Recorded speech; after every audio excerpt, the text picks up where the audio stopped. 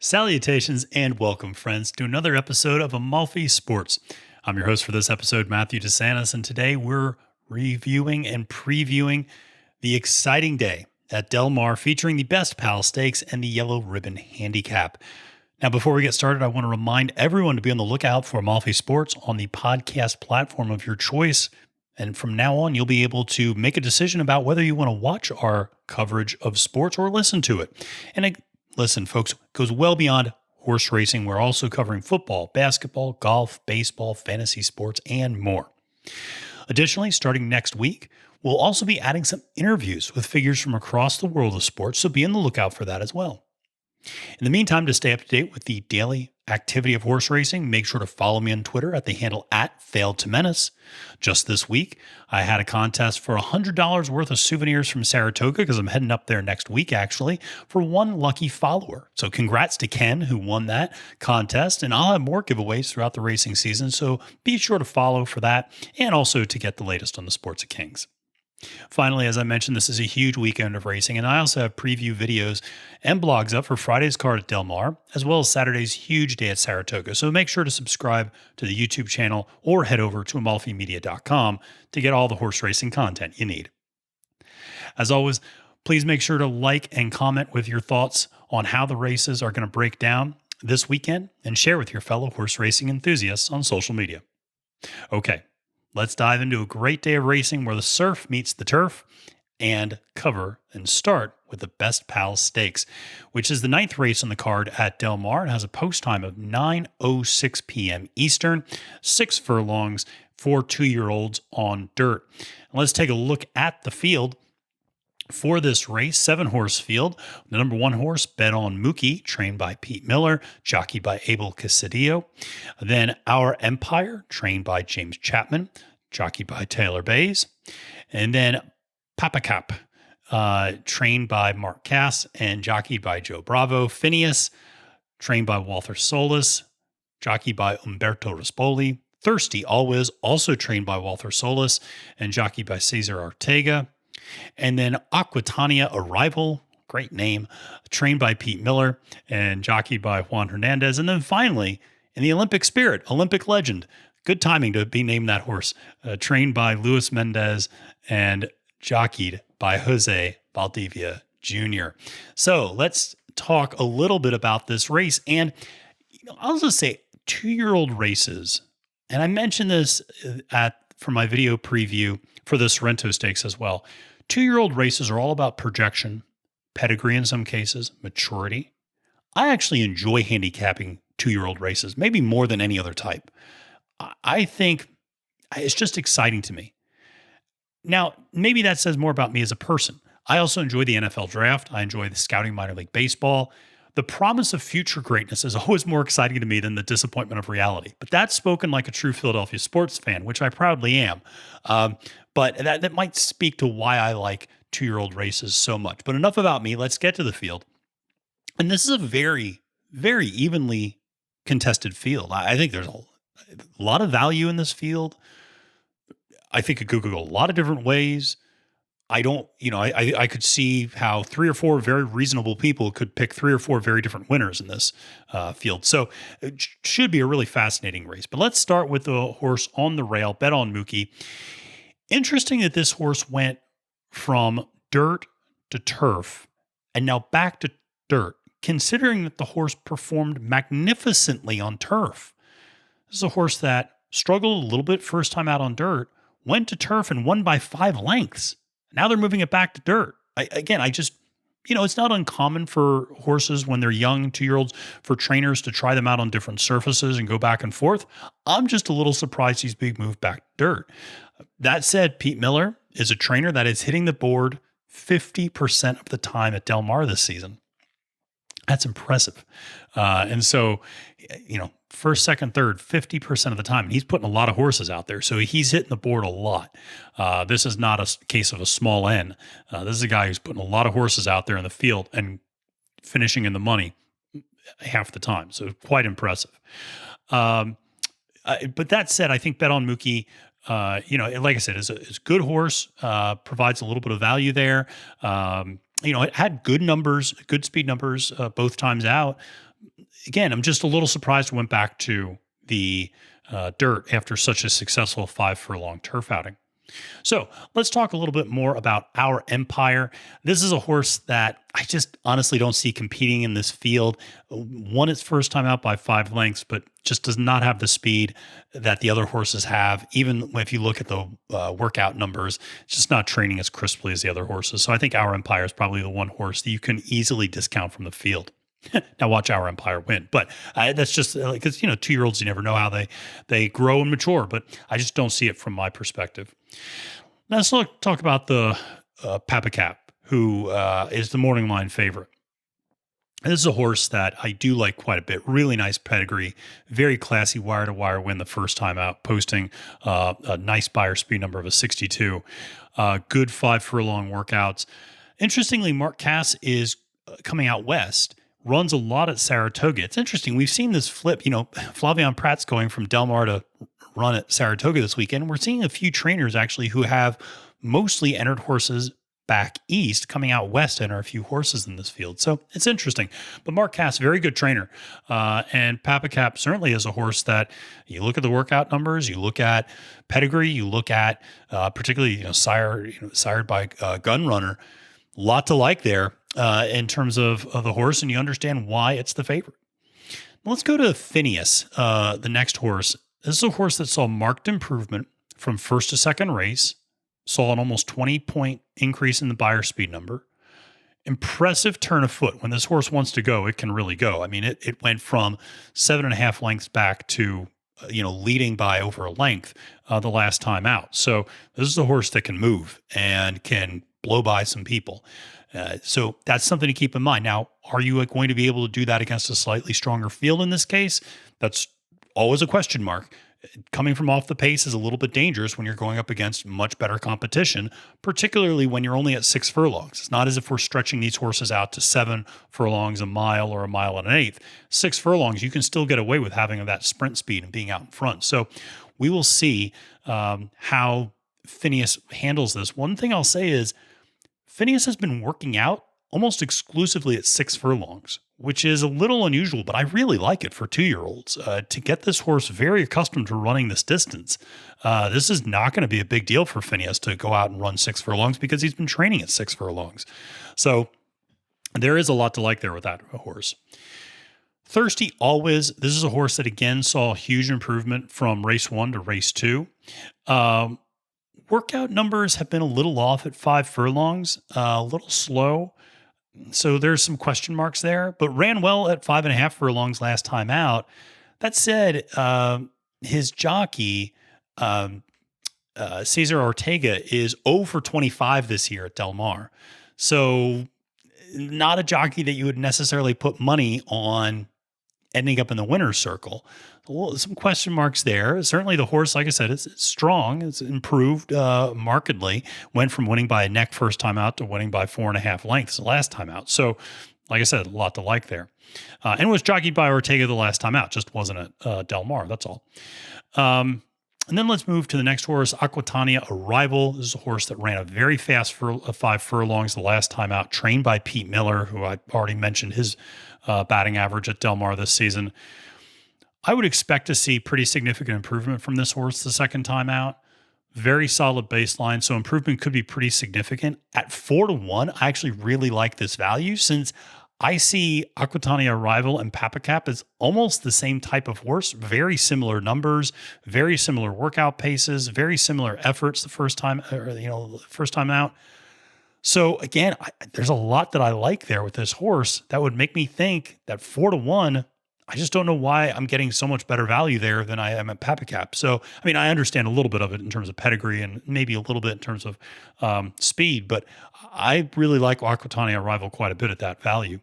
And then let's finally finish up with Olympic Legend, who should be on everyone's ticket, not just because it is the Olympics and we should all be in the Olympic spirit, but 10-1 just provides great value. This is a horse that did lose on turf to Bet on Mookie, but Bet on Mookie has decided to come back to dirt.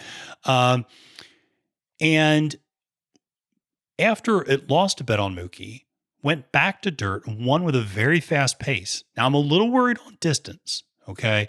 So that's a little concerning. I do wonder if this horse will fade a little bit down that last furlong. But a 10-1 provides really good value in this field, I think. And if you're looking for value somewhere, that's where it's going to be because a lot of these other horses are going to go off at pretty short prices. So how do I see the best pal playing out? Well, I think there's a lot of benefits in this field, a lot of strong horses in this field, but I do think Papacap is the class, and I do expect a big run from him this time out. So that's the way I see it. I'm going to play it 3, 6, 4, 7, Papacap to win, Aquatania Arrival to place, Phineas to show, an Olympic legend to round out the top 4 and to finish just outside the medal podium. So let's move to the big race of the day, the Yellow Ribbon Handicap, which is a 1.16 miles on turf for 3-year-olds and up who are fillies and mares. And this is a very compelling field with a lot of evenly matched horses. So let's dive in and take a look. And we're not going to go through each of them individually, but I will just name them off now. Starting with the 1-hole, Bodacita, trained by Richard Baltas, jockeyed by Trevor McCarthy. Then Raymundo's Secret, trained by Philip D'Amato and jockeyed by Tiago Pereira. And then Charmaine's Mia, also trained by Philip D'Amato, jockeyed by Joe Bravo.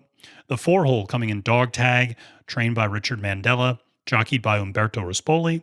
Then you have Chilean horse Brook, trained by Michael McCarthy, jockeyed by a very hot jockey, Kyle Frey. Then you have Keeper of the Stars, trained by Jonathan Wong and jockeyed by Abel Cedillo. And then Ipidamia's Girl, another great name, a little bit of a tongue twister, but a great name, Richard Baltas, trained, and Giovanni Franco, ridden. And then Princess Great, Japanese horse, trained by Michael Stidham and jockeyed by Kent Sormo.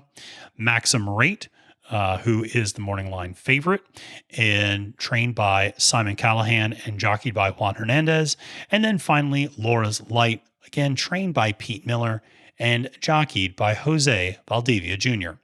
So let's talk about some of the horses in this field. Like I said, very evenly matched. I'm going to start with the 1-hole Bodacita.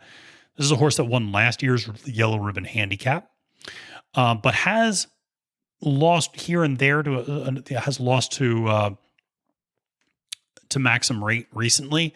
But that said, still is a very, very strong horse. And I think at 6-1 provides some really nice value.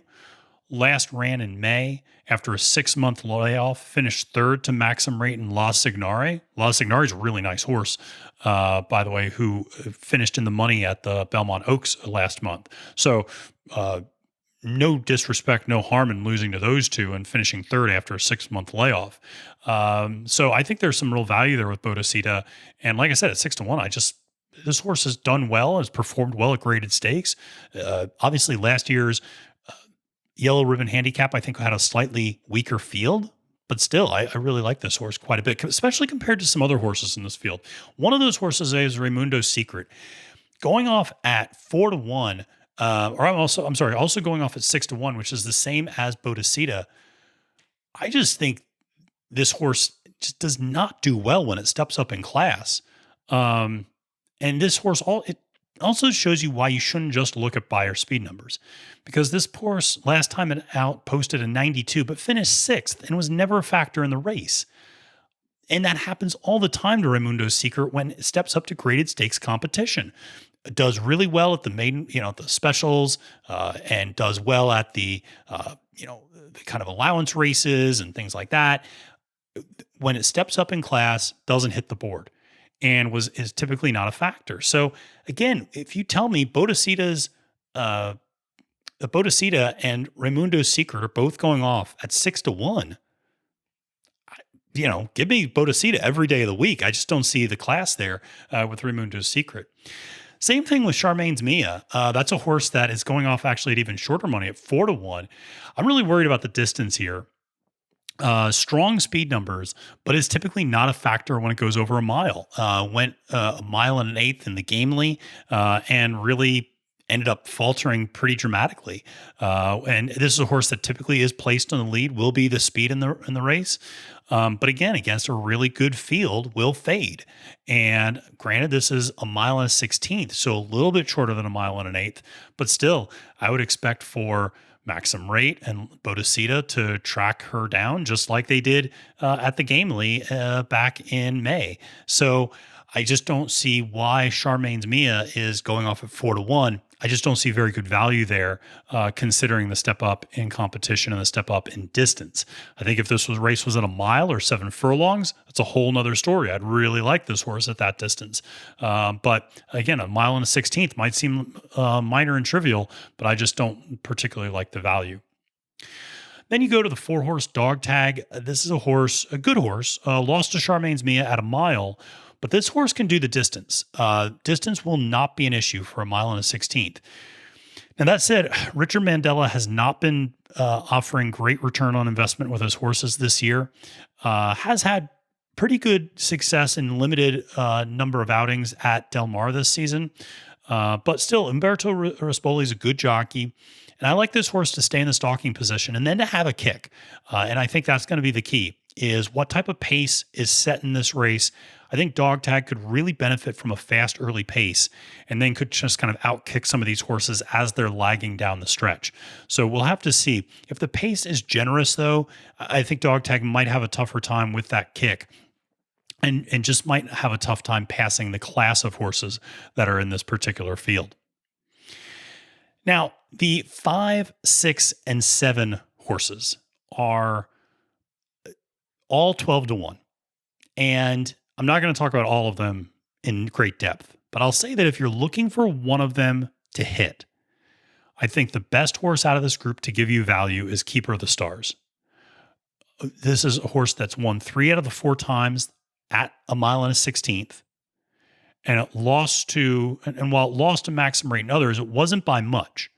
So I could see this horse easily finishing on the board. And especially if there's a little bit of improvement here. And so, again, I just like the fact this horse can win on this distance, can win obviously on the surface, has very respectable speed numbers, and is always pretty close. Even when it's not winning, it's always, second by a nose, second by a head, even when it finished 4th by a length and a quarter, was not getting blown out. So this is a horse that I really do like quite a bit, especially at 12-1 value, to stay near the board or hit the board for some money. Brooke in Ipidamia's Girl. I think Ipidamia's Girl has some distance issues. Brooke, I just don't think has the kick at a mile or the upper end speed. So I don't see the two of them being major factors. Now, Princess Grace, on the other hand, is an intriguing horse. 4 for 5 lifetime. So 4 wins out of 5 starts. And again, at 8-1, I like the value. Now, this is a step up in competition. There's no doubt about it. But I think this is good value in a pretty deep field. And again, this is a horse that can handle the distance. And I like that. Particularly compared to some other horses in this field that are going off at lower money. So I really like Princess Grace to hit the board. Again, this is a horse that's won a lot. Winning breeds more winning in some cases. And I think this is a horse that will be jockeyed effectively by Kent DeSormo and will be, I think, continue to improve. I think this is a horse that the only setback it had was when a race was taken off the turf because of bad conditions. And so I think that by and large, if this is a horse that stays on turf, which it will because the weather is beautiful out at Del Mar right now, I don't have any issues with Princess Grace hitting the board.